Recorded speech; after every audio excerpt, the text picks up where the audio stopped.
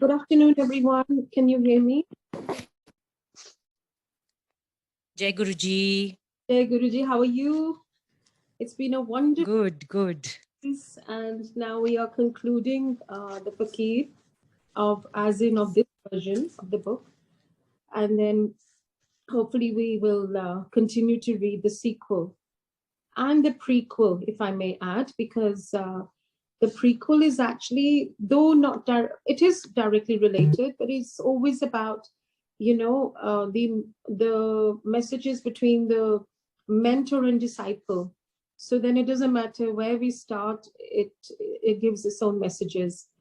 Now we spoke about the two cottages in the previous yesterday and in the previous reading.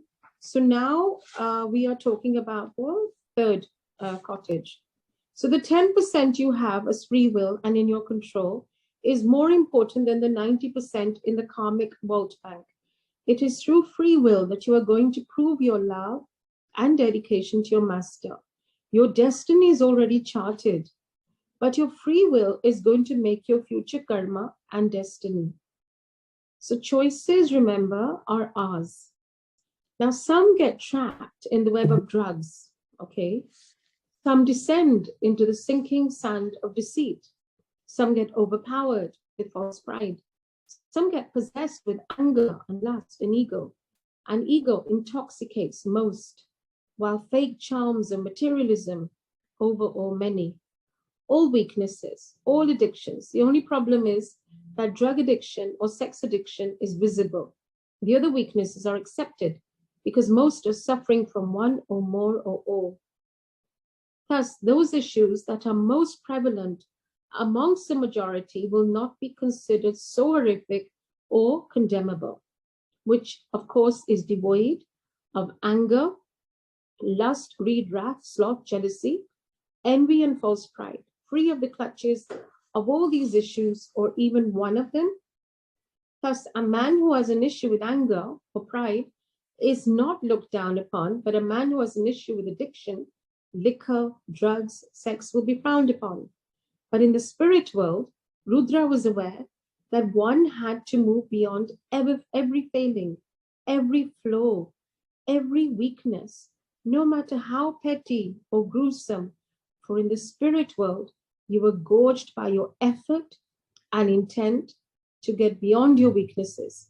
All weaknesses are nothing but weaknesses. It matters not whether you are an addict or a psychopath or corrupt or a deceiver or a slanderer or consumer jealousy or all the above. It just doesn't matter. The only thing that really matters is that you don't love your master enough to rise above the weaknesses and that you love yourself and your desires and wants much more.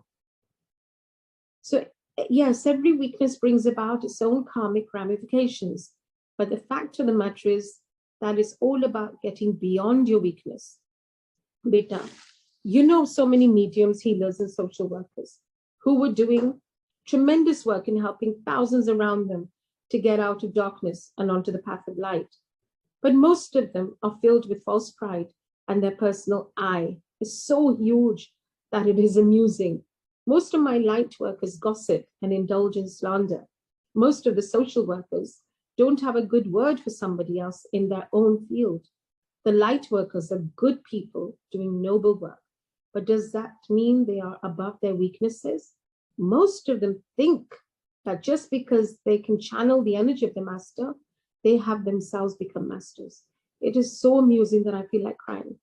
After you have reached such a level of transparency, can't you see that you are digging your own ditch, which you are going to fall into? And it's going to take you another few lifetimes to extricate yourself from that deep crevice created by you. Wives who think they are doing the world a favor by being faithful to their husbands, but behave in such a fantastically ridiculous manner in every other aspect of life, are blundering and creating more karmic linkages, karmic experiences and problems for themselves and their families. They drive themselves to exhaustion through work, bickering, jealousy, pettiness, slander, fights, disrespecting themselves, their spouses, their children, their parents, siblings, by their talk, conduct, attitude. But of course, they are faithful to their husbands. And they don't think, and they don't drink, and they don't wear revealing clothes. So what? Do you think there is a special place in heaven for those who don't lie or sleep around, but indulge in slander, politics, jealousy, pettiness? Do you think there is a special section for those who have done nothing else wrong but lied? So you tell your master, you know what, boss? I didn't sleep around. I didn't get angry. I didn't indulge in power play. The only thing I did was lie. And trust me, on planet Earth, lying isn't even considered much of a no-no compared to infidelity and theft. So say what, boss? All cool. And the angel scratches his astral feathered ass and says, yes, true, my lying son of a yak. All's cool, man. Do you think things like that really work? There's no category of sins, beta. No compartments for weaknesses. Everything is gauged by your love for your master. The level of intensity and intention, your desire to move towards the light, your circumstances, present life circumstances, and upbringing, past life sankaras or karmic baggage and inclinations. So one day I was gossiping in front of Guruji. I just said, Guruji, wo aise karti hai. So Guruji ne ekdam mujhe bola, Sanuki. So I learned my lesson that never judge or criticize or condemn. Never speak behind other people's back. We don't know the real story. We don't know their journey. So ikchuk sosu again. So, there are people even today who slander you behind your back. They will say things which eventually you get to know, and they may hurt you. Not that they should, because they're operating from their level of understanding. So it's important to send them compassion too.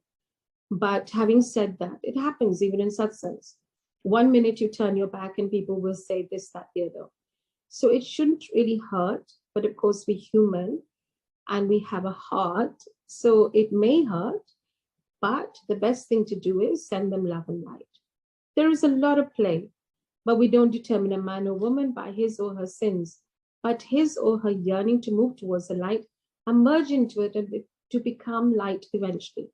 All through the day, if you indulge in petty politics, scheming, tantrums, ingratitude and slander, it doesn't make you any better or worse than somebody who indulges in drugs or liquor or robbery or sleeps around. Yes, the ramifications will change and the karmic intensity will differ, but you are all in the same boat. The only difference is somebody is sitting right up front, somebody's at the rear, and somebody's getting squashed in the middle. But it's the same damn boat, beta. So I would advise one and all to get off their fancy high horses of condemnation and prejudice and understand that in all probability, they are on the same boat with the so-called scum of society.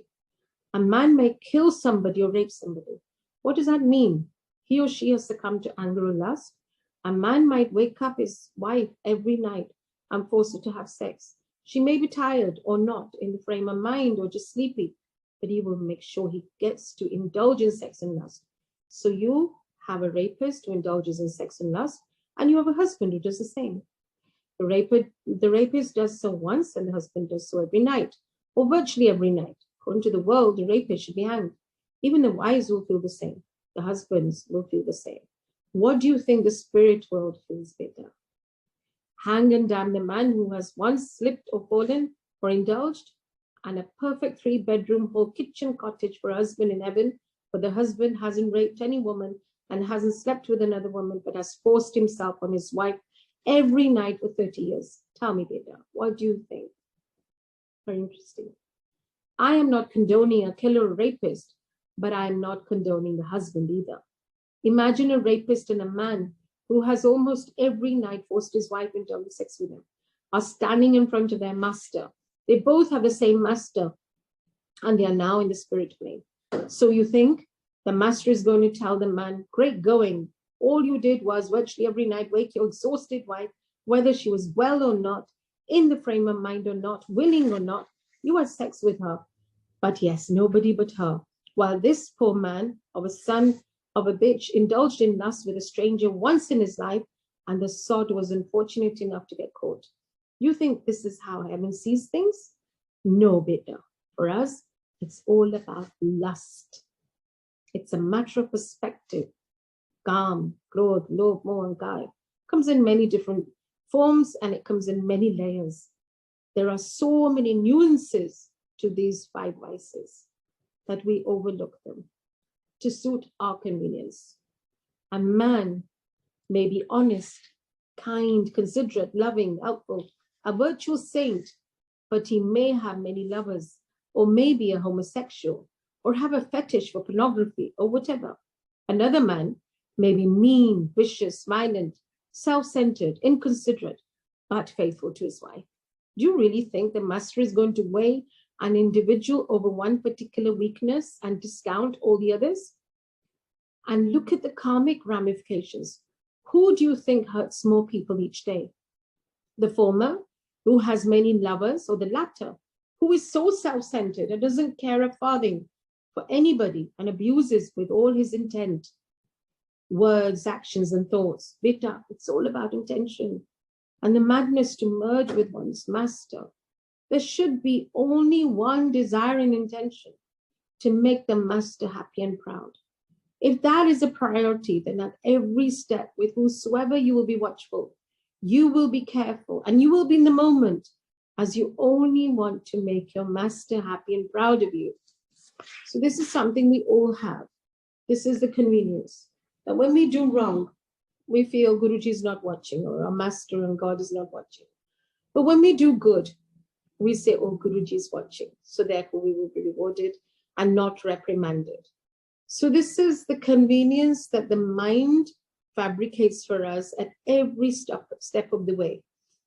So what we need to learn is that we are constantly being watched by the heavens and the masters and the spirit world up there for our every thought, word, and action. Therefore, the intent has to be pure. So when the intent is pure, then things fall into place literally. So some get trapped. This is a synopsis. Some get trapped in the web of drugs. Some descend into the sinking sand of deceit. Some get overpowered with false pride. Some get judgmental and backbite. Some get possessed with anger and lust, and ego intoxicates most, while fake charms and materialism overawe many, all weaknesses, all addictions. Now, we have reached the third cottage. The third cottage had everything. It was a house where prosperity was commonplace. For most families, what was considered luxury was basic necessity for members living in this house. Rudra saw himself as a third individual. Why he saw himself, he had no idea. He saw his childhood. The family loved him, but was obsessed with name, power, and wealth. For them, it was all about society. Every day, he would be presented with a gift. A new toy for each new day, and that was without asking. If he wanted anything more, all he had to do was request, and whatever his little heart desired was his for the asking. But strangely, he never craved for anything. The more his family tried to pamper him, the humbler and more grounded he became. It was a mystery. Why didn't he get spoiled rotten? Rudra understood. His past lifetimes were so centered and grounded that he had carried all those virtues and characteristics into this new lifetime. Beta, it's not only about one's upbringing, but also what one carries forward from other lifetimes. Two children born in the same family very often are like chalk and cheese. One is polite, gracious, kind-hearted, generous, and decent. The other, in your words, is a son of a bitch. Why? Both of them have had the same parents, environment, and upbringing. How come the parents went so wrong with one and was so perfect with the other? That's because, apart from upbringing, each one brings one's strengths and weaknesses from their past lives. They bring their desires apart from their karmas. Remember one thing, even if 90% of one's life is ruled by karma, and one has only 10% free will, This 10% free will is more important as this is going to determine your future karma and the way you handle your present karmic balance sheet. It is all about how you use your free will, Bidda. Cannot be emphasized enough. Never, ever underestimate the power you have to shape your own life.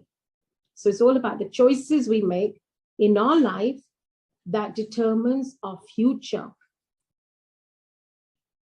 Karma and circumstances do create a canvas, but the real painting is done through free will. Nice. Rudra in the cottage saw himself grow up into a fine young man, very grounded, very loved. He was extremely pampered, but superbly unaffected. Most people wondered how a man who had parents and a family who were desperate to spoil him with love, affection, money, remained grounded, humble, and unaffected by wealth. Of course, all were sympathetic regarding his ill health. His childhood was fraught with illness. The doctors couldn't understand the problem. The symptoms were all present, but every test showed no real sign of ill health. What nobody knew, or maybe didn't openly acknowledge, was that Rudra faked his ill health. Since childhood, he feigned illness because he loved medicines and the high he got from them. By the time he had finished school, he had experimented with every pharmaceutical medicine that gave him a sense of release and a high. For some reason, he never had the desire to live, and life never held any charm for him. He always needed that high to live, and he hated to exist without the high. He was already addicted to cough syrups. He began to smoke at the age of 14, which was considered cool anyway by his parents. In college, he began to smoke hash, and by the time he graduated, he was already addicted to cocaine. He never let any of the drugs affect his studies or his inherent character. And with money never being a problem, the only issue was of an internal struggle. As he grew older, Rudra realized that he had an addiction problem and he wasn't comfortable with it. His willpower was strong and he put it to good use against this growing obsession. But the hold of drugs and their easy availability kept making him succumb. For months, he would abstain from any sort of drug or medication. He wanted to fight this demon within him, but because of the society moved him, this fight against addiction was a Herculean challenge. Rudra realized why this man, who he saw now as himself, was born into a wealthy family. Money was never an issue, and thus procurement of drugs was never a problem. Karmically, this man had struggled with this weakness for a very long time, and thus in each new lifetime, nature would make his task of overcoming this weakness more difficult. Wow. Every new lifetime, the weakness would get stronger, would get a stronger hold over him, and the means to succumb would get easier. The man was trying his best. That was evident, but the weakness and the lust for it was immense. Whoever saw Rudra's horoscope mentioned this aspect. He was an angel with a weakness for addictions. Some predicted that this addiction would destroy him. Some predicted that he would rise above it. All predicted that he would have to battle this demon for the rest of his life. There were times for months when Rudra would be in the grip of addiction. Nobody realized it, as he had ample means to afford whatever his weakness demanded. He would grow thinner and weaker, and slowly, as the power of addiction subsided, he would get healthier and more social. He had begun yoga when just 16. Prayers and meditation helped him keep the power of his weakness at low ebb. But whether one blamed it on friends, money, the dark phase of the moon, slowly once again he would be sucked into the womb of illusions, guilt, self-loathing, and madness. He fell in love, and for the first time, he felt that the power of the demon had diminished. For a year, he was clean, and for the very first time, he felt that the claws of addiction had released him, and he was free from the clutches of his own weaknesses. Then his woman began to give him grief, for no fault of his own, and for a long time he struggled against succumbing to the call of drugs and the false freedom it gave him. But one night, when the woman really pressed all the wrong buttons, he succumbed. Then the lies began, and once again the downfall. Not a worldly downfall, but his descent in his own eyes. They married. The addiction got worse. His wife suspected, and they would have innumerable rows. He couldn't overcome his addiction. He became a father. For a long time, all was well, but his wife was relentless in her suspicion, anger, hate. Rudra again embraced drugs, stopped, began, succeeded, failed. Years later, the marriage finally gave way under the burden of all the grief, doubt, suspicion, lies, and mainly due to his own demons. Divorce was inevitable. He gave her all she wanted. Through it all, he maintained a certain grace in his conduct. Those who knew him loved him. Those who didn't envied him. But there was a small world within his big world that knew his secret and his weakness. And they too agreed that apart from this Archal's heel, the man was an angel and a saint, a fallen saint nonetheless. Money was never an issue. Therefore, drugs were never a problem.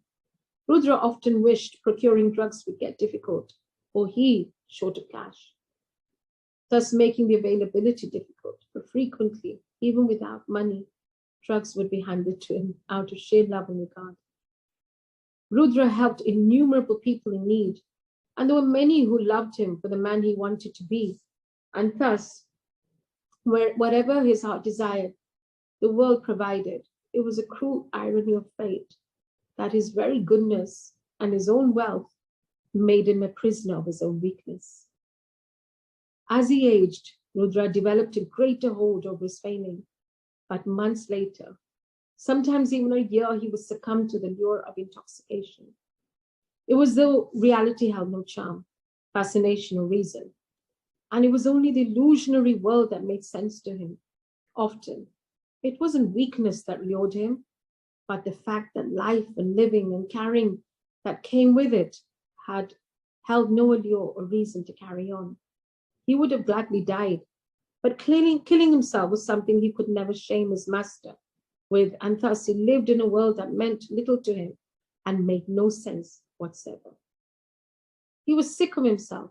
He prayed to God to keep him away from drugs or fill his life with something to look forward to, but nothing worked. He left India and settled in Singapore, knowing how hard it was to procure drugs in that country and how stringent the punishment was for those who got caught. But his destiny was such that drugs would find him without an issue. Without money changing hands, without a bloody problem, he would find himself the recipient of all that he was trying to run away from. When he was around 50, he decided enough was enough. He gave himself 1 year. If within a year he did not overcome his desire for drugs, he would take the step he had planned. 6 months later, he was back injecting the liquid illusion into his body. After the bout of madness had passed, Rudra made his family secure and then sold all his possessions and entered an ashram in North India. This ashram believed in seclusion. It was spread over 100 acres. The ideology was universal and rules stringent. The followers were kept busy for 19 hours of the day. It was more toil and less fancy breathing. Rudra had asked to be consigned to the library and in the mornings to take care of the cows. He had become a vegetarian a long time ago, but being a person who loved non-vegetarian food, barely enjoyed eating anymore. Thus, stringent food embargo was no problem for him. The ashram was in need of funds, and Rudra handed them all his money. He made a few conditions: that he never be allowed to leave the ashram and no drugs be allowed to enter, and that he be allowed to smoke cigarettes in his own cottage. He had made a trust, and the trustees of the ashram signed this unusual deed. If he was allowed to leave the ashram or get drugs supplied to him, the money would automatically be transferred to another trust. The members of the trust agreed. The sum being handed over was huge, and if this man didn't want to leave the ashram and wanted to be drug-free, then they would respect his wishes. Thus, at the age of 52, Rudra had no money, no possession, not a rupee to his name. He entered the ashram and for the next 10 years remained therein drug-free. He left his body at the age of 62. A year before he passed away, he began to reduce his diet. 4 months later, he stopped speaking and consumed 1 frugal meal a day. During the last 3 months, he stopped eating, only drank tea. A week before he left his body, his two caretakers, a South Indian couple, pleaded with him not to shut out the world. He only smiled. My work here is done. I have overcome the demon in the end. A year ago, I had the opportunity of again taking drugs. I was offered lots of it in this very room, but I didn't want it anymore. It just didn't matter. I realized I loved him more than I loved my weakness. I was free. I am free. He has set me free through my love for him. And he helped me by making me help myself. Wow. So just before we go on, so God helped those who help themselves. So any form of weakness we have, as I have learned, is to surrender it to your master. So when you surrender it, why do you surrender it? Because you love him more than any of your weaknesses. So it's important to say, Guruji, please take over, because I am too weak though my free will is to overcome it, but I don't have the strength to overcome it. Therefore, I ask you for the strength. So it's important to ask him because we love him more. Tea time.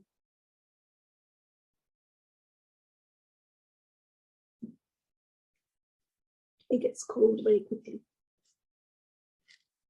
He has set me free through my love for him. And he helped me by making me help myself. In the end, it's all about free will again, be it sex, money, power, greed, pettiness, character flaws, whatever that eats into one's soul. In the end, the master wants to see if you love him more than your weakness or not.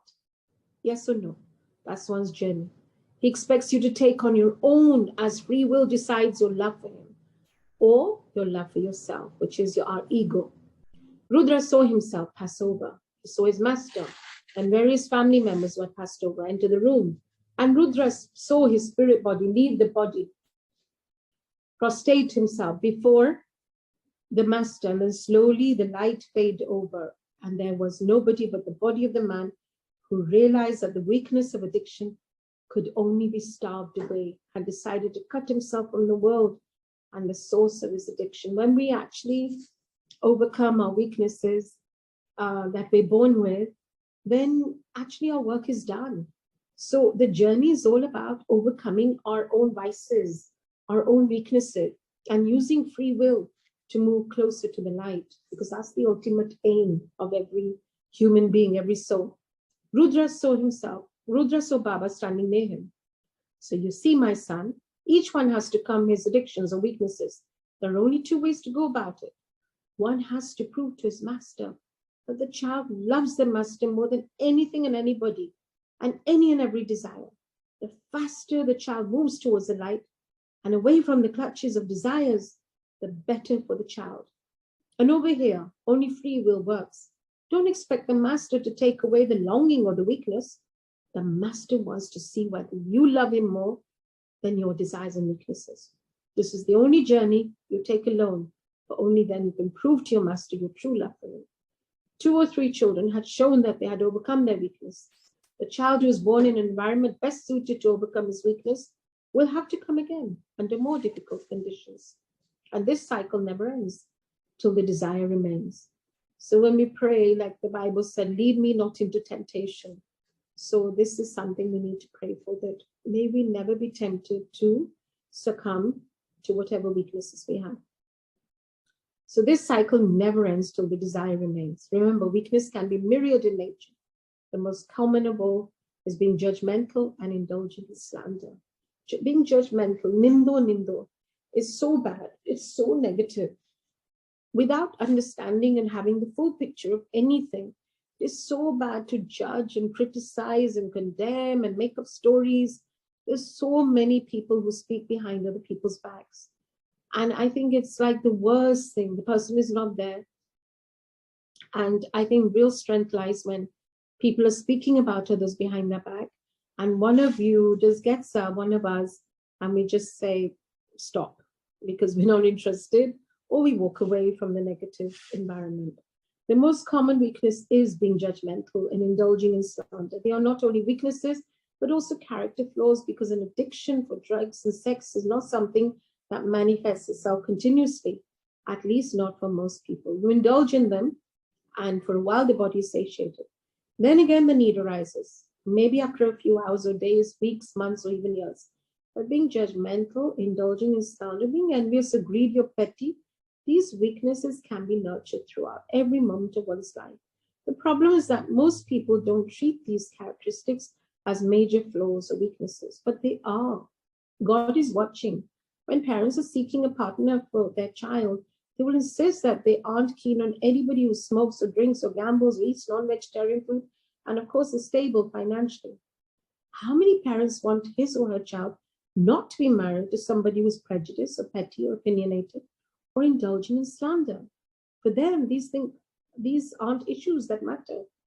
Remember, the path to your master is filled with landmines, and most of the really dangerous landmines are small and hidden, and they don't even kill or maim you. They keep leaving some scars, but by the time you reach your destination, your whole body is disfigured, and each part of it is infected with gangrene filled, and the worst part is that you don't even realize that your soul has died a million deaths. Bitter. It is not only about one's upbringing, but also what one carries forward from other lifetimes. So I remember I'm a sibling of 5. So when I first came to Guruji, he said, तेरे संस्कार बढ़िया सी तो तू पहले आ गए बाकी भी आएंगे पर उनका भी टाइम नहीं हुआ. Then of course my youngest brother connected, but the other 3 still haven't. So it is, everyone has their time according to their past karmas and of course their free will. Baba, what about prayers? Prayers are food and nourishment for the soul. But then what has one to, but what one has to go through, right? Well, says Baba, if a person has asked to experience poverty, then yes, no amount of prayer is going to make you rich. But the more you pray, the stronger and wiser you are going to become, to be able to experience poverty with grace, calmness, contentment, and yes, even happiness. Poor you will remain for the rest of that lifetime. Nothing is going to change that. But how you go through your experience of poverty is what will make your whole lifetime, that whole lifetime is about. And prayers are going to make you more balanced, calm, wiser, stronger, cooler. Isn't that the phrase among your hippie clan? Cool. Yes. So you may pray for 20 hours and still be poor, but your soul will be richer. And you will go through your lifetime with the right spirit and attitude. Of course, if you pray with the right attitude. Now, the problem starts with the fact that you don't remember what your soul's purpose is. If your soul's purpose is to experience exploitation and rise above it, also to experience disgrace with grace, no amount of praying is going to get you out of the situation. But prayers will protect you from the harm of exploitation, will help you fight back the exploitation, and might help you prevent the consequences of disgrace and give you the strength to still walk the path of life with your head held high. But pray for the right reasons, which means be careful what you ask for. Ask for his love, mercy, protection, and grace. So when Guruji said again, Manno Mangone, because he said Tono Manganani Anda, because generally speaking, we slide into the material desire when we ask. Now, but when we ask for love, mercy, grace, protection, then that is really asking for the real deal. And finally, when we ask the Guruji, keep us in your sharan and just rakhi apne channa dekho, because then our consciousness awakens and our conscience awakens and we dare not do anything wrong. Though we do, but then we come back to apologize to the great master and to plead for him to make us better human beings. Plead for what you want, but always end the prayer with, let your will be done. And let me accept whatever you and my karma have in store for me with strength, wisdom, compassion, grace, and lots of humor. Humor is so important, and Guruji really did teach us how to laugh. It's so important because I think it's just so elevating. It lightens the soul and it unburdens us of all the troubles that we go through. They get washed away. So when, again, he used to say, कि तेरी रजा में राजी रहना सीखो. So this is very important. So whatever we pray for, we say in the end that let your will be done and let me accept whatever you and my karma have in store for me with strength, wisdom, compassion, grace, and lots of humor. Haste haste katlu, like he used to say. So if you have to experience something, no matter a prayer will prevent you from experiencing it, but how you experience it with grace or prayers to accept it calmly will change your soul destiny for lifetimes. Then why are prayer ceremonies performed to change one's destiny? Prayer ceremonies, beta, havans, pujas, work only for ancillary problems and circumstances. Those ceremonies do help. If one's main learning is to overcome addiction, prayers and ceremonies can reduce the power and hold of the addiction. But eventually it is pure free will that will help the person rise above the addiction. The person has to carry 10,000 kilos of karma. What prayers and havans and pujas can do, divide the load into 10,000 bundles.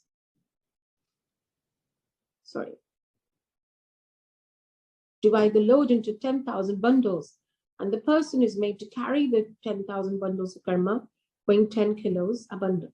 Thus, the weight won't break his back. But even here, the person has to be disciplined to carry the 10,000 bundles and not allow the weight to keep increasing. So, Baba, what are you saying? Is everything eventually is free will in the choices you make? Beta, each one who is born has to go through one's karma. There is no running away from that. Even Guruji used to say all the time, karam to kaatne, but he really eases it. He really smooths out the rough edges, I would say. And he reduces the intensity and the duration of that karma, no doubt. Most of us have experienced that. But karma is something we have to go through. There is no running away from that. Yes, family and loved ones can share that burden, but somebody has to foot the bill. Prayers help, but one needs to pray with complete love, surrender, focus, and intensity. Most people pray as a formality or try to make a business deal with the Lord. Those prayers help very marginally. You want to see the power of prayer, than be in a state of acceptance, gratitude, and complete love. Then pray for his love, compassion, and blessings. The real prayer is that which asks only for his love and grace. And often grace can come in the shape of a shark. So be prepared to accept grace in whatever form he deems fit. Loving him is easy, son. It's living with him that's difficult. Do you live him each moment?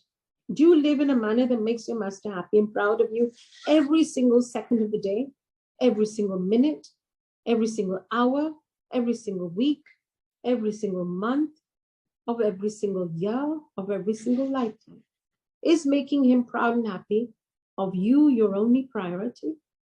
If it is, you don't need to do anything. The very heavens will surround you with all its glory and grace. Most often, we create our own problems.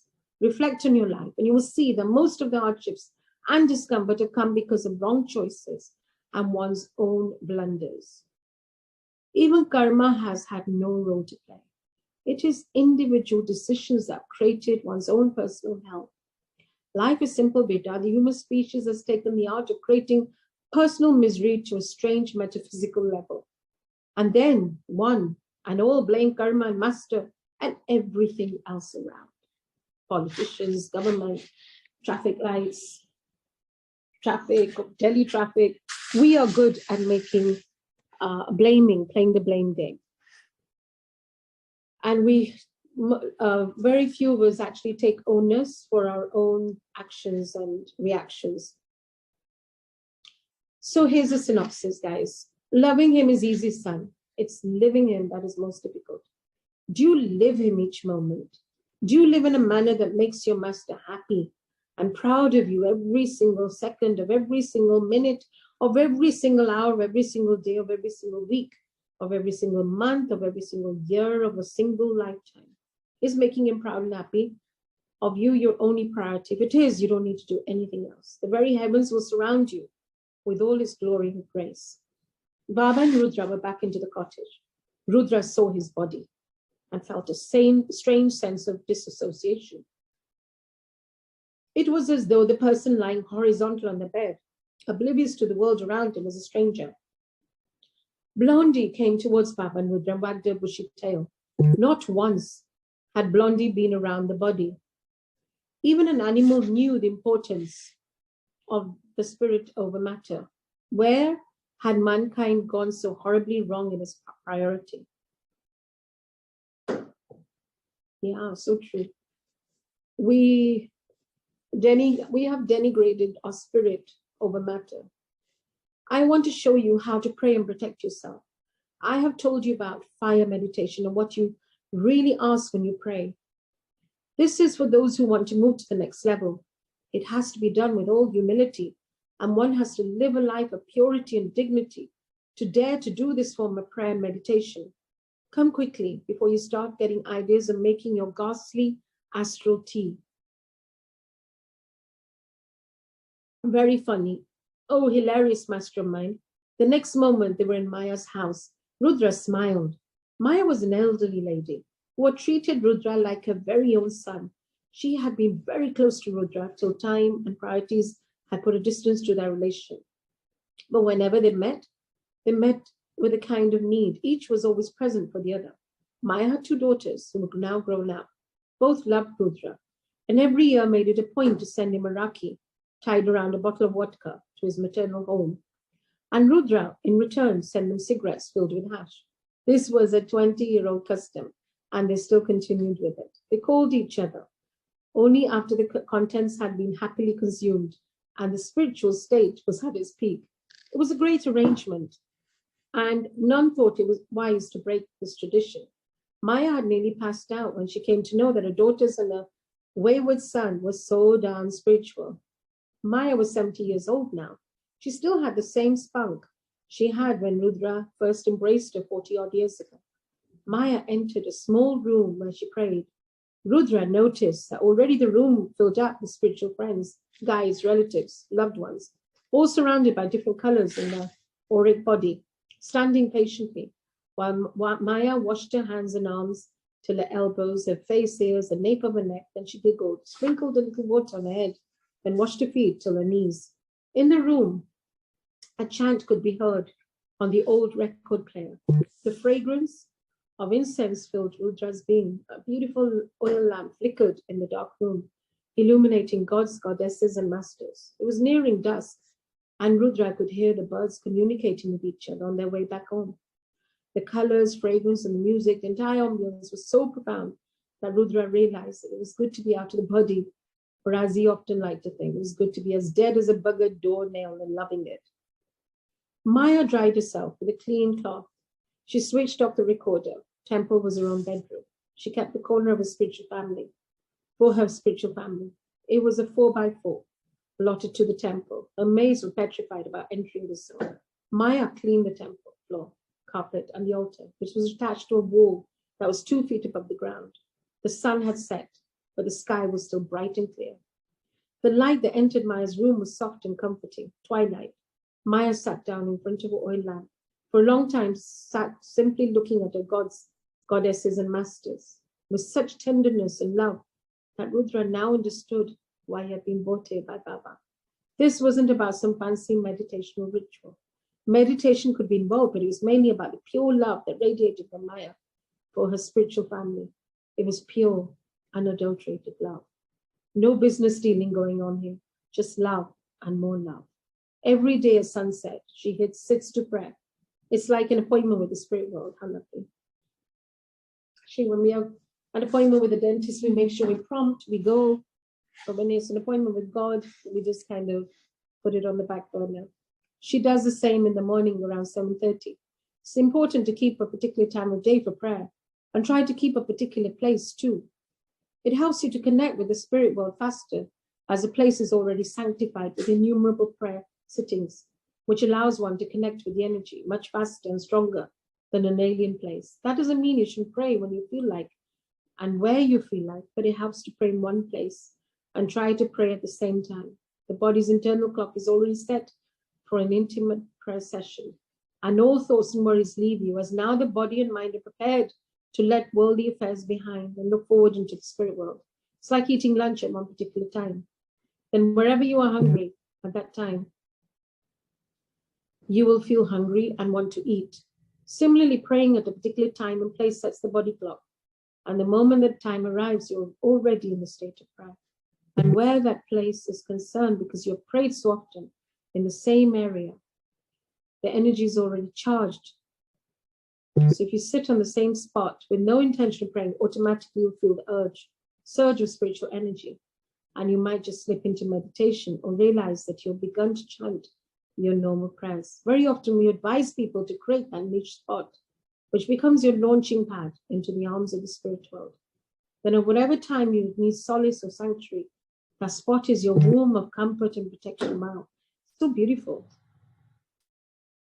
You withdraw to that place to be healed, nourished, fortified, and sanctified too. But you need to give respect to that space. You can't pray, drink, and gossip, and eat and sleep on the same spot. You need to create an area that is only for prayers. And if you feel you just can't find that spot at home, then seek it in a temple or church or mosque or garden or whatever. Of course, eventually we want you to reach a state where the real spot of meditation is your own self. And wherever you sit, you can close your eyes. That area becomes sanctified and becomes your zone of prayer and meditation. But that takes time, that takes discipline, that takes intense focus. And most importantly, that takes complete love. Now come, let's watch this child's play. Okay. Are we ready for a little break? Okay, let's do like 50 minutes and then we take a 5-minute break. Is that okay? Oh, not 5 minutes, sorry, 30-second break. Maya was silently chanting the name of her deity. She worshipped Lord Shiva in the form of Lord Venkateshwar.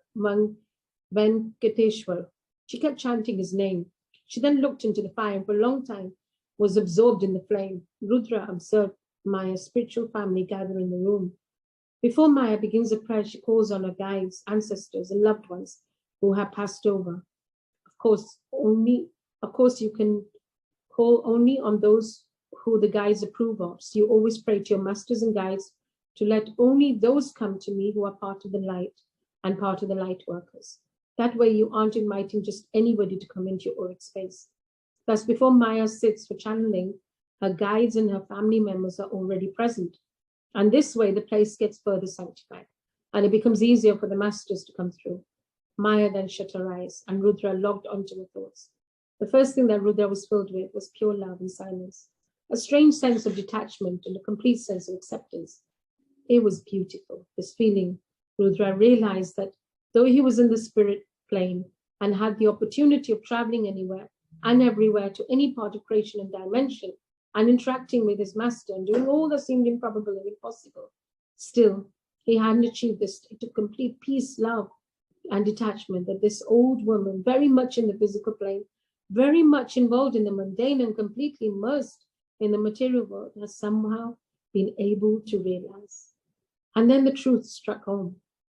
One is as free or as entangled as one wants to be.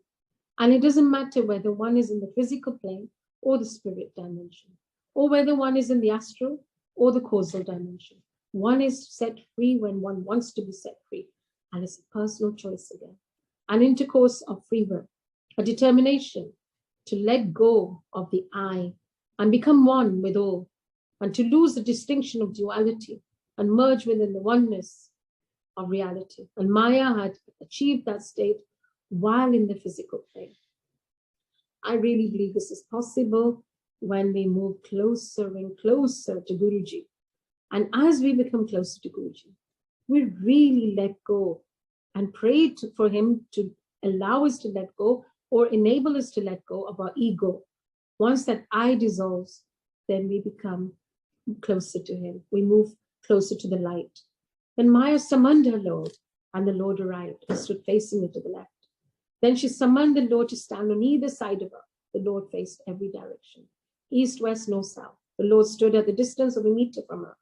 On all sides, then Rudra began to see the protective light surround Maya. It grew stronger. And after a while, Rudra could see only light surround Maya. The light engulfed her in an egg-shaped cocoon, protecting her from all sides. And then a light entered her from the head, through her body, and went into the earth. And then Maya was surrounded by that sphere of light with the Lord. Then the masters began to surround Maya and the sphere of light from each direction. After a while, another egg-shaped auric shield was formed that covered the first sphere of light, was surrounded and enveloped Maya. Rudra could foresee Maya, who was surrounded from all sides, top to bottom, in an egg-shaped sphere of light, and that egg-shaped light was covered by another auric sphere of protection. And then Maya summoned archangels, angels, guardian spirits, and a guides to surround and protect her. And then Rudra saw the third sphere of light around Maya. And then Maya summoned the White Brotherhood, all the souls who worked for the Lord and to spread light. They were the souls of all those who had lived in the physical plane, in the astral plane, in the causal plane, the soul of human spirit, soul of nature. And Rudra saw the four spheres surround Maya, and then Maya summoned her loved ones, her family, friends of life, past lives, those in the spirit plane, in the astral and causal. And Rudra saw them arrive too, and the fifth sphere was formed. And suddenly, Rudra realized that the spheres encompassed all of creation. Though she sat in a prayer in a small corner of a room within her home, the spheres of protection encompassed all of creation, dazzling light of different hues, all depending upon the level of spiritual awareness and realization surrounded Maya. Then Maya summoned the Lord through within her, and Rudra saw a dazzling light once again enter Maya from the top of her head and move within her from top to bottom. And then Maya appealed to Mother Earth to enter her, and Rudra saw light again move from the earth into Maya and spread all over. And eventually, Rudra saw 7 layers of protection surround and fill Maya, and then merge within her and still surround her. It was beautiful, simple, surreal, and all that Maya really needed was complete love, trust, and surrender. So should we give it 30 seconds for a washroom break, and then we will come back. You can put the phone in, you can mute it for like 30 seconds and reflect.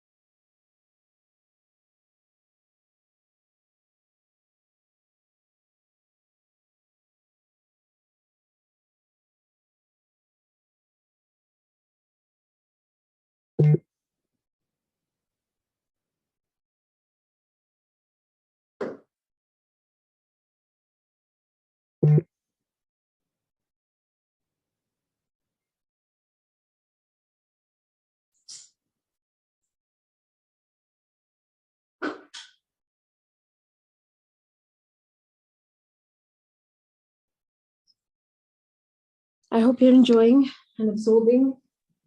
Really nice, Aunty. Beautiful. So all that Maya really needed was complete love, trust, and surrender. So Baba speaks. She's in our protection now. No evil entity, no black magic, no harmful vibration can come close to her. Yes, she has to go through what her destiny, karmic blueprint, and soul learning insists for her to go through, but she remains in that sphere of light. She's going to be all right. She needs to hold on to that sphere of protection. So if you remain in that sphere of light, we're all going to be all right. So that's a nice one. One needs to hold on to that sphere of protection. One needs to be constantly in the moment as the sphere of light can be held onto only through persistent focus and intention. And the more you do it through the day, the stronger the protection, the mind, body, and what one thinks, says, does, eats, intends. All this will strengthen or weaken the sphere. Thus, it's best to do this at least once each day. More times a day would make this protective sphere of light stronger. So this is the way to protect oneself. Asked Rudra. One of the ways to pray and protect oneself better, but only one thing is mandatory in prayer: complete love and acceptance. Without love and acceptance, nothing else matters. You can do all the light and chakra exercises. You will gain nothing. One needs to love selflessly, accept completely, and not have a lingering hold on one's ego. Then the miracles really do begin to take place. One is set free when one wants to be set free. And it's a personal choice and intercourse of free will. a determination to let go of the I and become one with all, and to lose the distinction of duality and merge within the oneness of reality. So they were on an island, an oasis surrounded by crystal blue water. There were gigantic turtles in various states of inertia. The resonance that greeted Baba and Mudra was a melodious mix of waves caressing the golden sand, seagulls flying above, and the cool breeze that caressed both the master and his child. They sat on the veranda with the shade of large branches of trees that had flowers of such vibrant colors that Rudra was certain the speech and the surroundings were part of an astral vision. It was perfect. So where are we, Baba? You have always imagined a place like this. So I materialized it, said Baba. Just like that, huh? Yes. You still doubt yourself, hence you find it hard to imagine how something so beautiful could be created by just a thought. And then, isn't the very creation just a thought? Yes, said Rudra, and I wish there was more thought put into that thought. Yeah, we need to put more thought into our thought. Oh, so you were saying you can improve on the Lord's creation. Not improve, just streamline. Not improve, just streamline, said Rudra. And this is coming from a man whose tea makes the very heaven shudder with gastronomic fright. Talking about food and drink itself brings to mind, why did the stomach need to be expandable? I mean, Baba, the stomach is the size of a fist. The problem is the damn stomach is expandable in nature. The more you put into it, the more it enlarges. If only the good Lord had made the stomach inflexible, then nobody would have to go hungry. There would be food for all. My son, my heart, my breath, do you really think people go hungry because of scarcity of food? No, beta. My children go hungry not due to scarcity of food, but due to scarcity of compassion. People and animals are not dying of hunger because the stomach can expand, but because the heart of mankind has shrunk and become rigid, my son. The day each family keeps aside food to feed one hungry person or animal or bird every day, my son, nobody will ever go hungry in this world.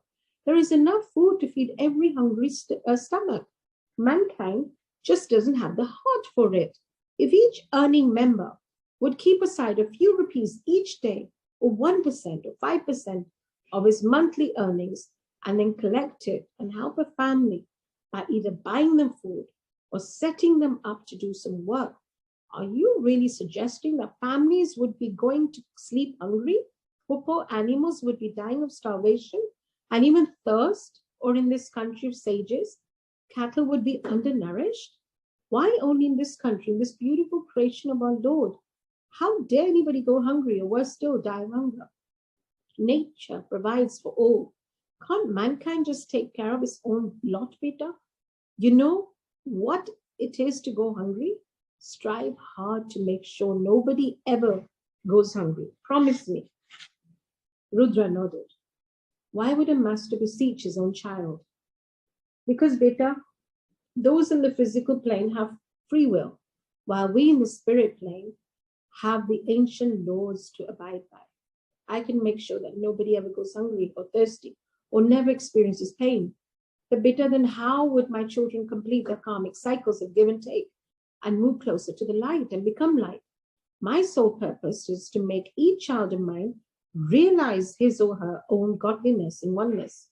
I help them cross every ocean of illusion and delusion and reality and what appears to be real.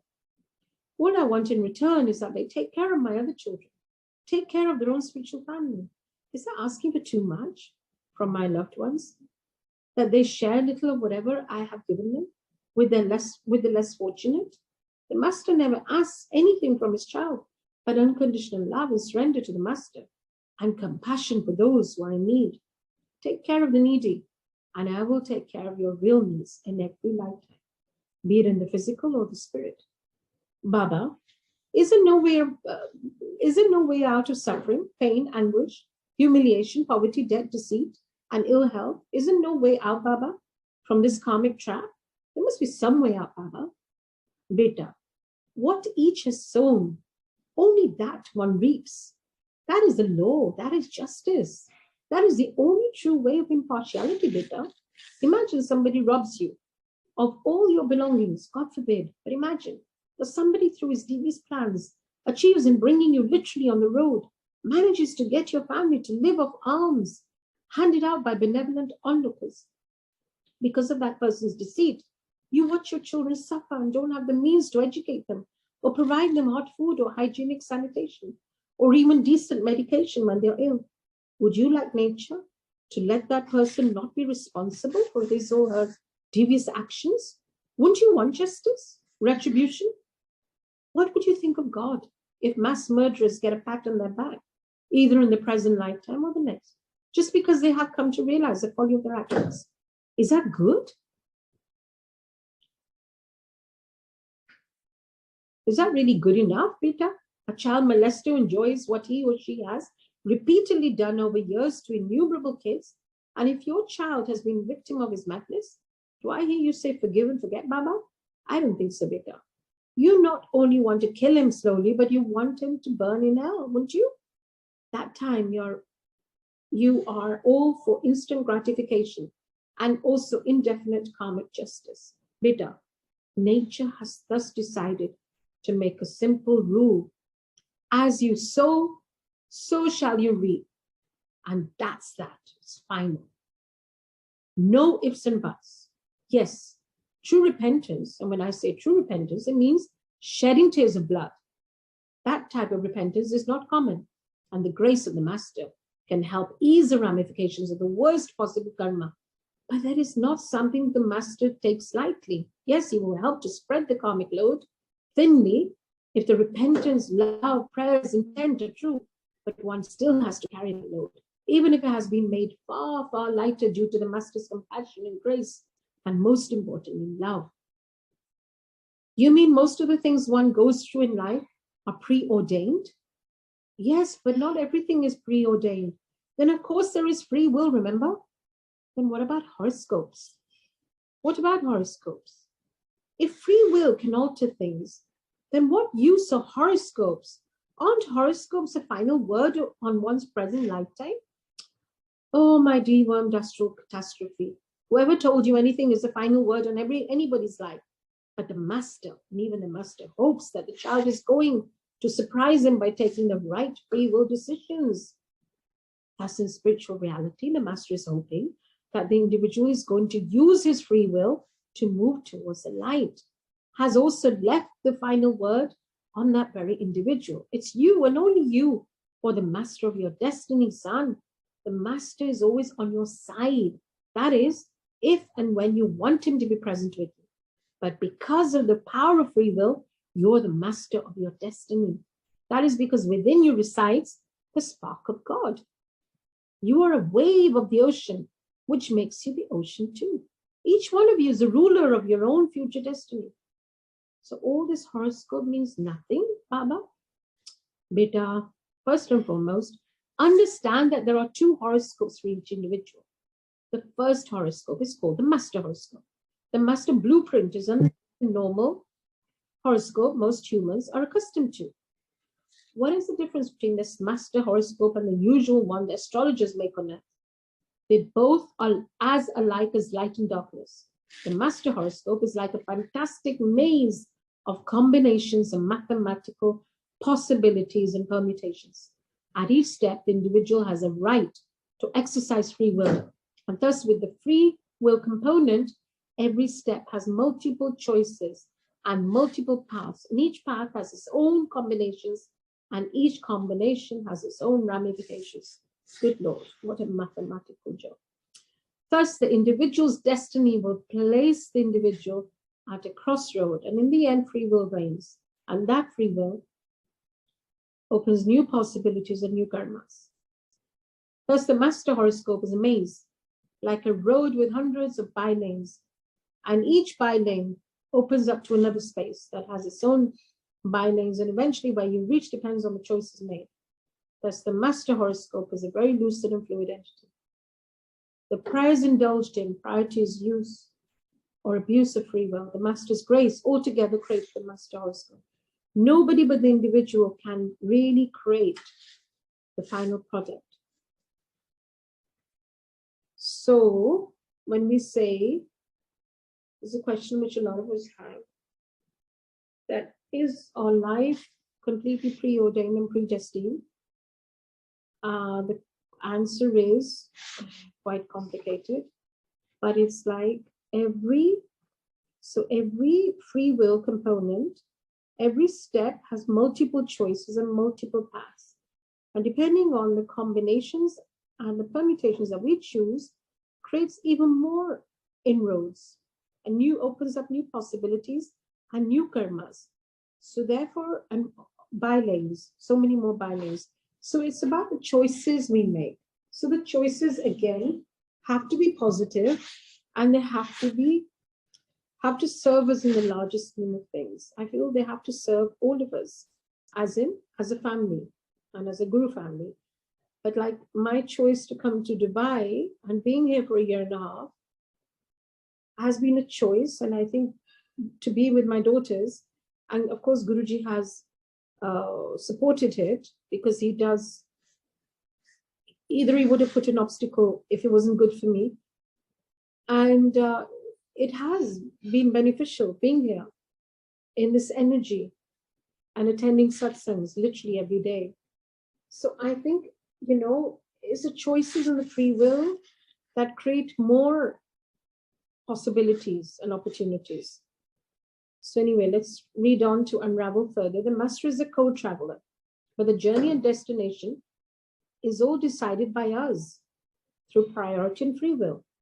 But the individual horoscope on Earth is vastly different. It serves different purposes too. Most of all, you have lost the plot where horoscopes are concerned. On Earth, the horoscope is made using the time of birth, while the master horoscope is made at the time of conception and includes every past life lived on Earth, other physical dimensions, or in the spirit dimension.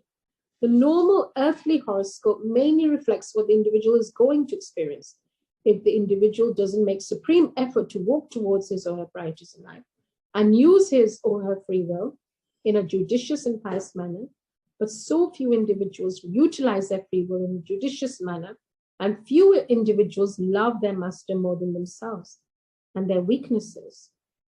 The horoscope made at the time of birth indicates what in all probability will transpire, as the individual is going to go with the flow and not going to assert his God-given right to walk the path that leads to his or her master and use free will to make the master happy and proud of him or her. It's like a rich parent sending his son to Bangkok, aware that the boy is going to enter massage parlors and indulge in various acts not related to massage therapy. The father is sure where the money is going to be spent.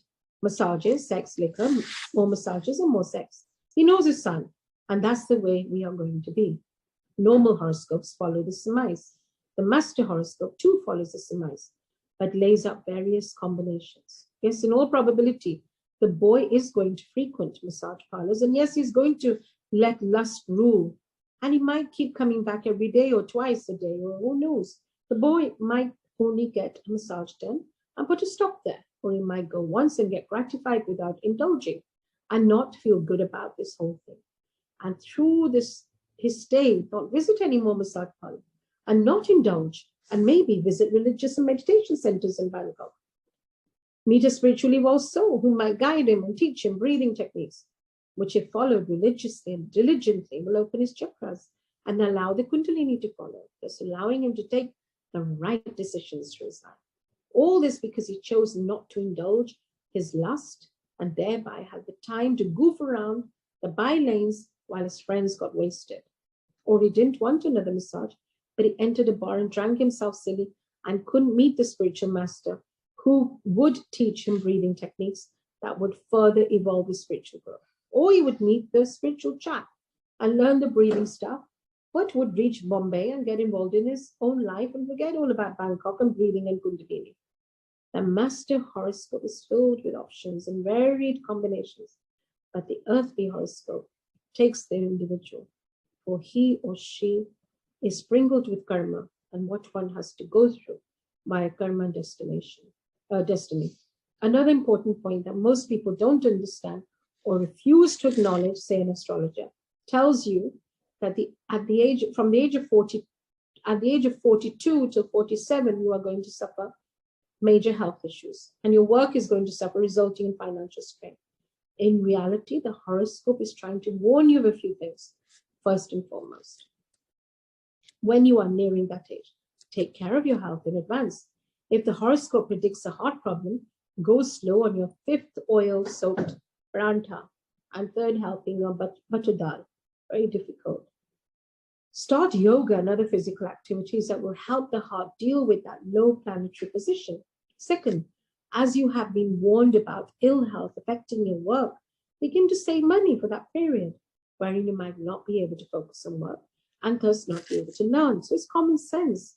Hence, save for that phase where income is doubtful. Third, make sure you have a very good medical insurance for yourself. Fourth, and I feel the most important, go through the period with grace and positive surrender. This comes up again and again, that no matter what we're going through in life, we must go through it with grace and positive acceptance, positive surrender. If you do all this, then you are really using the horoscope wisely and are using your free will well too.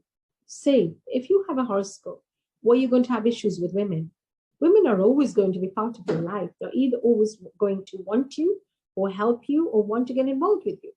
So that person's horoscope is going to show a lot of interaction with women.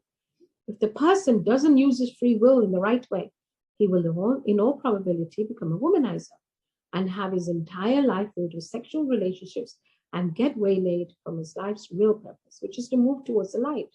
So the individual has to understand all this and be extra cautious in his dealings with women and take a call on whether he wants to have a life filled with purity and focus or get waylaid by women and sex. The horoscope is warning him, and if he heeds that warning, he will rise above the situation.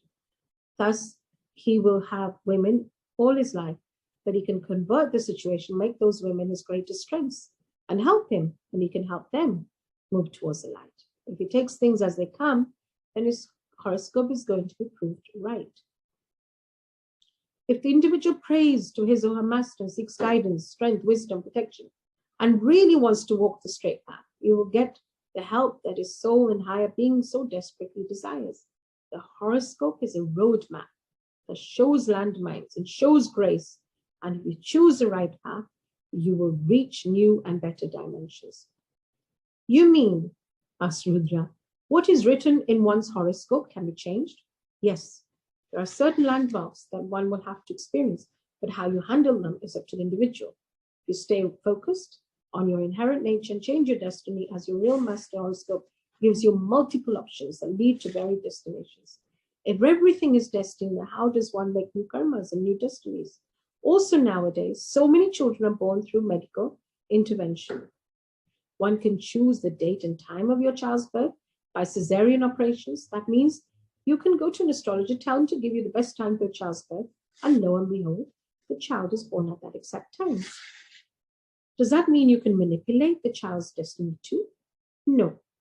The master horoscope is made at conception, not at birth, because each individual is her own master of his destiny. It's all about free will. Yes, there are certain things an individual will have to go through, but how he or she does that is decided by the love of the master again. So I hope you understand the importance of thoughts and intentions. And I hope too that it has not gone right through and above your thick astral head. Oh, I could die once again, even in the astral plane, with such spiritual humor flying about. Oh Lord and Master of my universe, and all universes, please oblige this daft astral child of yours by speaking in a language a jet-lagged yak would comprehend. I will, patience. Oh yes, I forgot. You have all the patience now. You are dead. You're not even in this world. Technically as dead as a doorknob. Ha ha. So the day each family keeps aside food. This is a synopsis. The day each family keeps aside food to feed one hungry person or animal or bird every day, my son, nobody will go hungry in the world. There is enough food to feed every hungry stomach. Mankind just doesn't have the heart for it. So let's see how we are faring. This is the last day. We are concluding. So do you still have the time, energy, patience, or we can even conclude it tomorrow? Give me a heads up. We can finish today, Auntie. I can read. I've got the capacity to Yeah, read. You have the capacity to listen. That's the having a question. nice time. I guess all of us. Yes, everyone? You- Is that a yes? Yeah, yes. Oh, In the wow. message. Okay. Here goes. Okay, so this is amazing, huh? So free will, guys.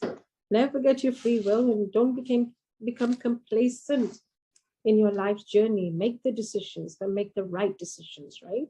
Make the good choices. We're always at a crossroad when we have to decide on our destiny. We can go left towards the negative, or we can go right. Negative means towards the temptation, or we can go right, which is right, towards the right decisions and the right outcomes. Rudra sat on the grass with Baba and watched the surreal beauty unfold before him.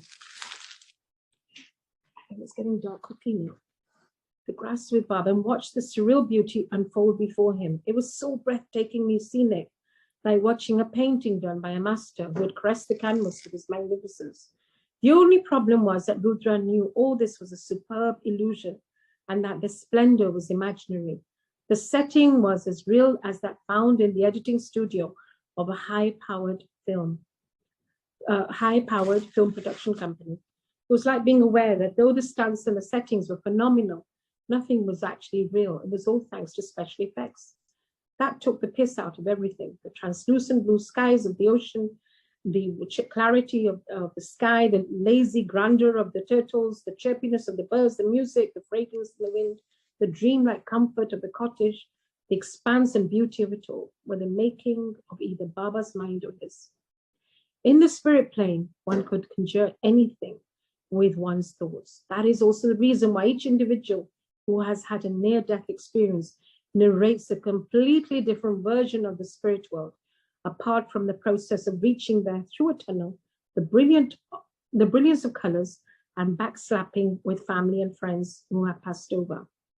A Christian will come back recounting his or her meeting with the Lord Christ, while a Hindu will narrate how cool Lord Shiva is, while some will remember the kindness and compassion of their master, or some only recount meeting with their family and loved ones. Each one usually has a different encounter, and unusually, each one meets only those he or she believes in and is very close to. How come a hardcore born-again Christian never recounts being embraced by Sai Baba or Lord Ganesha, while a fanatical Hindu never lands up chatting with either Lord Jesus or Prophet Muhammad? Rudra now understood the power of the mind over all else. In the astral or spirit world, you could envisage whatever, and it materializes, and that's the danger. One needs to go beyond even the lure of the spirit world and keep moving towards the light. Yes, whoever one worshipped and was close to will be present to receive you, depending upon one's spiritual advancement and love for the light and master. But eventually, each one of us has to move beyond the brilliance of the surroundings and know that there is only one reality, to merge with the Creator and to reunite with the source and to become the light. That is what the master wants and expects. I am truly happy that you have gone beyond the illusion and are moving towards what is only real. Baba lit a pipe, inhaled deep and passed it to Rudra. So what is the deal, Baba? Everything and nothing. Reality is what you want it to be, especially in the spirit world. Reality is each person's enlarged vision. That doesn't make it less real or less vague. Yes, in the spirit world, the more you seek, the closer you get.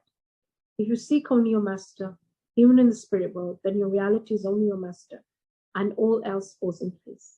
But if the grandeur sucks you in and the power of materializing whatever it is you want distracts you, then you're back to point zero. On earth, the physical distracted you. Now in the spirit world, the obvious illusionary is also distracted. Whether in the physical or spirit, if you focus priority, destination, and object as your master, then you'll keep moving towards the light. Otherwise, you will be sidetracked by temptations of the flesh and spirit. I am happy to see that you're moving beyond the obvious and realizing the illusion beyond the grandeur. Good. Then Baba began to chuckle, and Rudra looked at his master. I don't like the sound of that guffaw, Baba. The very next moment, the setting had changed, and Rudra stared aghast. What the language, boy? Rudra and Baba sat in a sewage pit. The place was a huge shithole, and dogs with peeling skin and pus oozing from their mangled bodies stood at a distance, growling at Baba and Rudra. The stench from the excreta all around and from the bodies of the animals was so intense that Rudra felt like vomiting, knowing full well that he was a spirit body now, and no spirit body worth his or her aura threw up. 4 feet away, a corpse of an infant child was being devoured by a vulture. And Rudra looked away to the other side and saw pigs eat the very shit they were loudly excreting.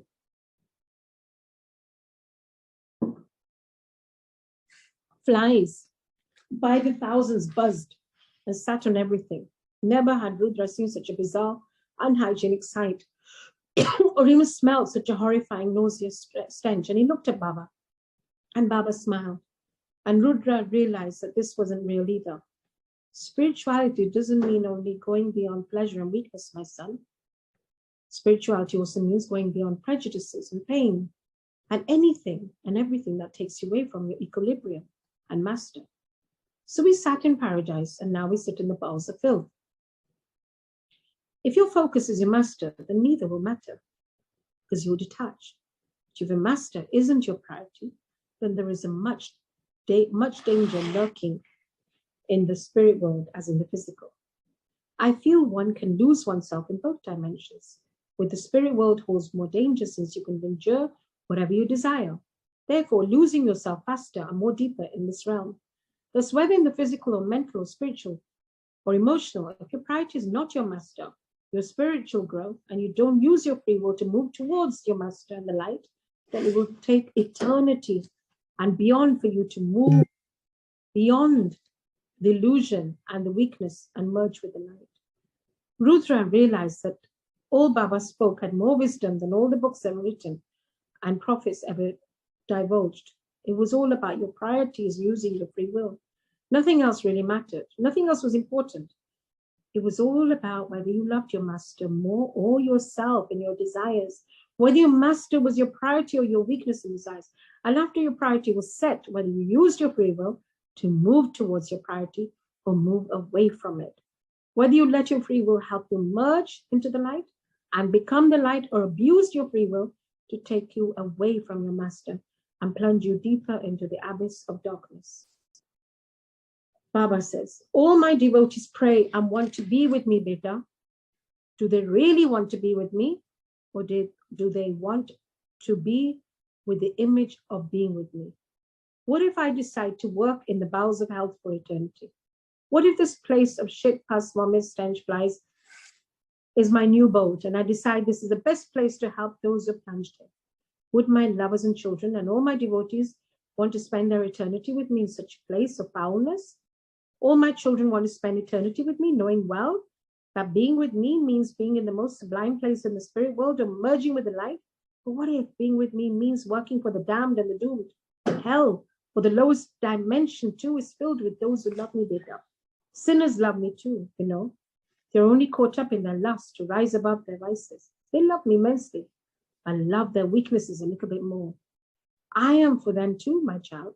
Thus I spend my time everywhere, on the most sublime peaks of spiritual dimensions and in the lowest depths of mystical bankruptcy. I am everywhere. Every master works the same way. We are one. The question is whether all those who love me will want to spend time, will want to spend their eternity on beautiful mountaintops as well as the worst possible filth. Rudra understood. The stench was horrific. The flies, the heat, the humidity, the growling of those scabby rabies-infested dogs. He looked at Baba and smiled, who smiled at him. And in that smile, Rudra realized that nothing mattered but being with his master. It didn't matter where he was, as long as his master was by his side. The only heaven that existed for Rudra right now was to be by his master's side. Nothing else mattered. He didn't want heaven if that heaven didn't have Baba around. Rudra's heaven was Baba and being by his side. Everything else was just a shadow boxing, and he had outgrown the desire to dance with shadows. That's why it's so important, again I repeat, कि गुरुजी अपने चरणों में रखना, because that charan is our heaven. When we know that we are by Guruji's side and just, at his lotus feet, that is real heaven. Knowing that Guruji is with us, encompassing us with his love. Baba nodded, he smiled, and he chuckled, caressed Rudra's face, and then everything merged into Baba.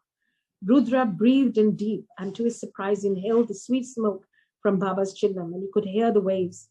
Far away, a radio played an old Hindu movie song, and Rudra looked around and saw the fan twirling and sat up and realized that he was back on his bed, in his body, in the cottage. And he looked around and saw Baba sit on the chair by smoking his chillam. Ah, the child who makes the heavens shudder with his tea and a sense of humor awakens at last. I forgot to tell you, in the spirit world, the concept of time is very different from that on the planet Earth, because what might seem years in the spirit world might be a couple of hours over here. Tears began to flow down Rudra's cheeks. He was back in his body. He found it hard to breathe. He felt heavy. The colors had diminished to their usual lackluster self. The music had faded away. He felt heavy. He felt sick. This couldn't be happening. He didn't want to be back in the body. He wanted to be one with Baba. Rudra got out of his bed and knelt at Baba's feet. He put his head down on Baba's lap and began to cry. He wept like a child, loudly. Tears streamed down his cheeks and fell on Baba's feet. He didn't want to come back. He wanted to be with Baba forever, not to part from him for a moment. He wept. His body shook. Baba caressed the young man's long hair. No more tears, beta. You said it didn't matter where you were, as long as you were with me. How does it matter whether you are in the spirit plane or in the physical? Whether you are in heaven, hell, or earth, I am always with you, beta, always. Know this forever. Now come, let's drink your ghastly tea. Rudra, between his sobs, began to smile as he heard the most beautiful sound in creation. His old man chuckling away like a child. Yes, Baba. Jai Baba. So, the synopsis here. Spirituality doesn't mean going beyond pleasure and weakness, my son. Spirituality also means going beyond prejudices and pain and any and everything that takes you away from your equilibrium and master.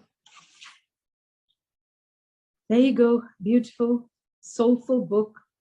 And thank you for giving me the opportunity to read it and to explain it to the best of my ability in relation to our Guruji.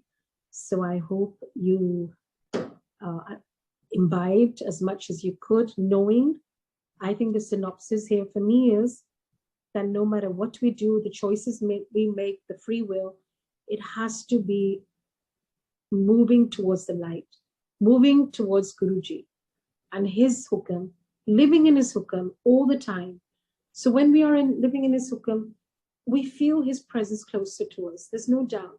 When we do right, everything becomes right. When we think wrong, and we're bound to, we're human. To err is human. But to correct oneself is what makes us humane. So live in his light and move towards it and be compassionate. Like Guruji said, दया बहुत जरूरी है. रब से आप दूर हो जाते हो अगर आपके मन में दया नहीं है.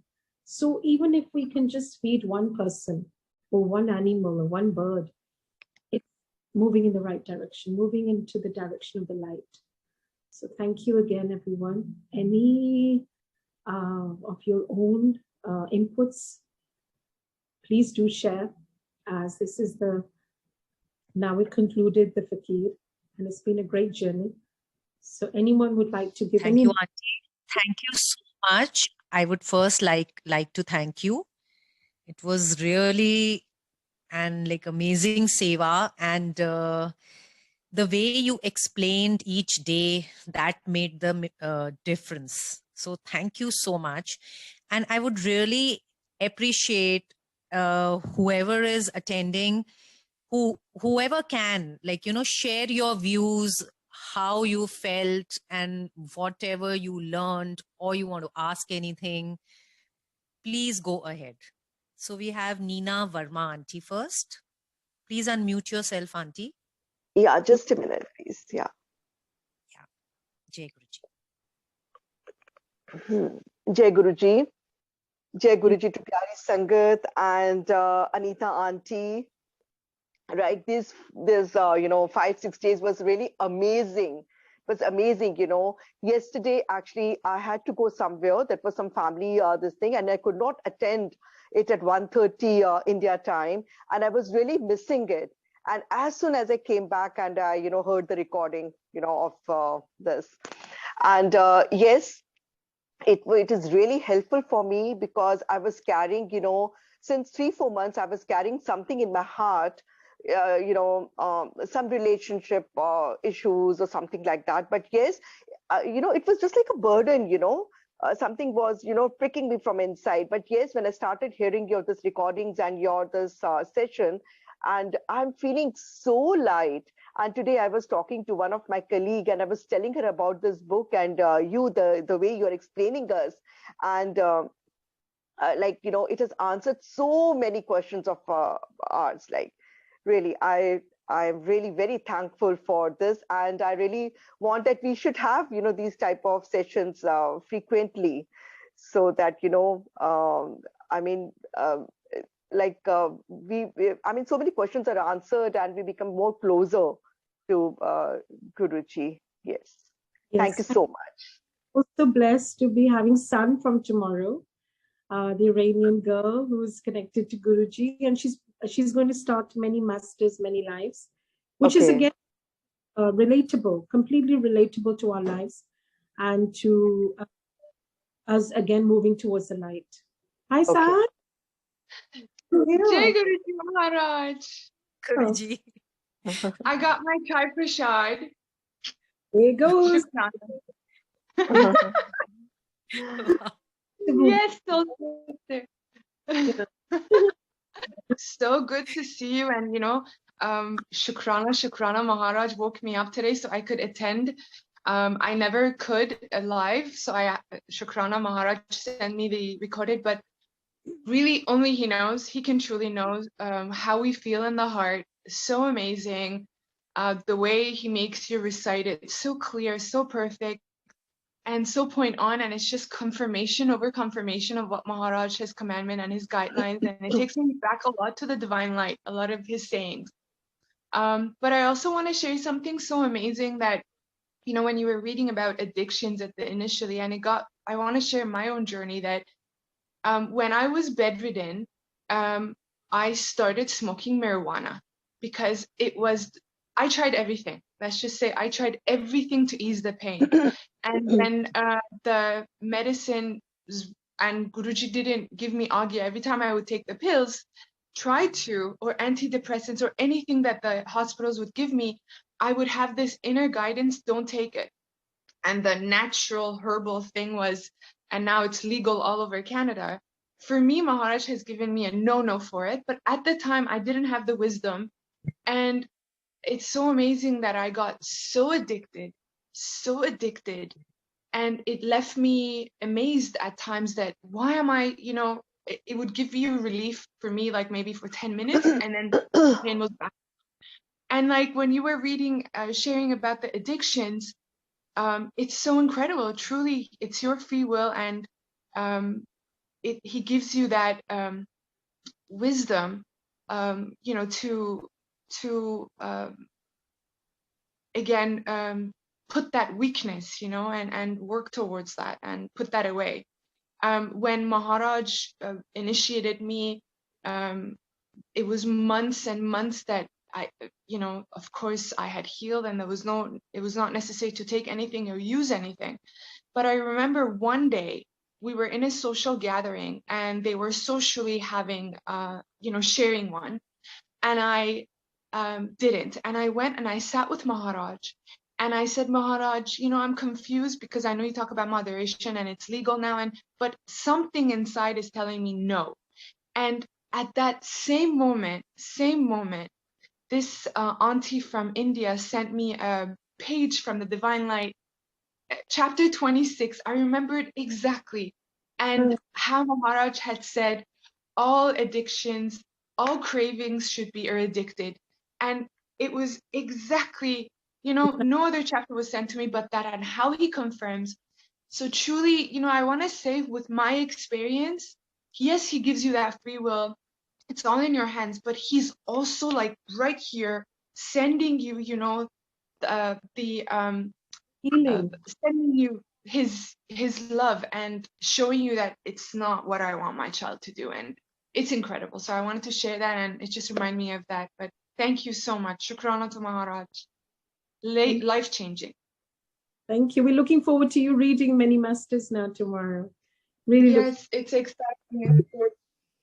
yeah. I finished Yeah, it, but I'm looking forward to. Let's see the cover. Sorry. I've read it. It's fantastic. Many Masters, Many Lives. It's fantastic. It's a very profound book, and I'm sure it's going to have a very positive impact on the listeners. So it's good to revisit it. I'm sure a lot of people have read it, just like the Fakir, actually, honestly. But it's nice to revisit such books because it's a reaffirmation. And it reminds So us. many. So great. Thank you, Jai Guruji. Namaste. Jai Guruji Maharaj. thank you. Anybody else wants to share something, say something? Anita Aunty. Yes. Sorry. I'll just take only just 2 seconds of yours. Sure, not at all. Okay, I've lost you in between. Oh. Okay, I just want to ask you because since, Auntie was talking about this marijuana, and because, my kids, they are in Canada. Okay. Okay. Now, my younger son has gone back to Canada. Okay. And now, in 2019, he had a problem. He had a seizure. Okay. And I don't know how come, he had it, but yes, he used to take this weed over there. But I used to always pray for him. But at that time, I was not connected with Guruji. I got connected to Guruji in 2020 in March. Okay. And after that, yes, Guruji is taking, care of everything, everything. But how can we, because kids, they don't believe in Guruji. Okay. And of course, free will, unless or until kids, they want to leave it, right? How can we, pray for our kids? Because we know that these things are not good for our children. And they're staying. Yeah. So the thing is, can you hear me? Sorry. Yes. Can you hear me? Yes. If you remember, the lady said, I prayed and prayed for my child. Yes. And then the prayers are heard. So sometimes even prayers are heard by the gods and the archangels and the masters. And they are heard through the mother's prayers. The intensity of whatever impact the drugs are having is reduced enormously. So you, as a mother, I feel we have the power to pray for our children and to change their destiny. You understand? So you keep doing your work because they come through you, right?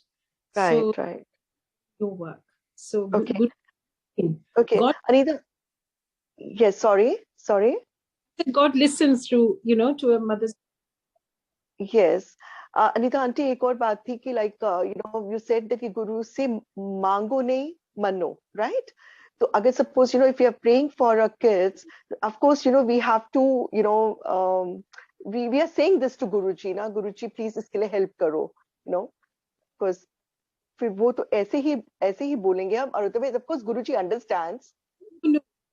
You see, a lot of people have started misinterpreting Mangoni. He meant, of course, ask for yourself, for your children. What he meant is it because cheese mangne se we are accumulating more karmic. Right. Of course, help important to ask, know. So, okay, Jai Guruji. All right, Jai Guruji. Thank you so much. Thank you. Jai Guruji, everyone. I'm going to take leave now, but God bless you all until we meet again.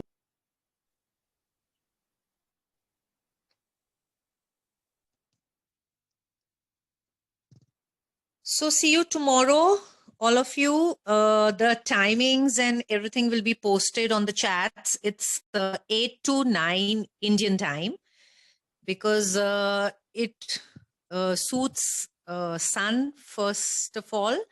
And secondly, a lot of US Sangat wanted to join. So whoever can join live, this is an amazing book too. So, please try to log in, because this has really changed a lot of people's lives. I myself haven't read it, but the views I've heard, it's like this is another beautiful book. So Jai Guruji, Shukrana to all the Sangat for joining. Jai Guruji. Thank you, Ekta, for the seva. Jai Guruji. Thank you, Shilpi. You don't need to thank us. We are all doing seva for Guruji. It's nice. Thank you.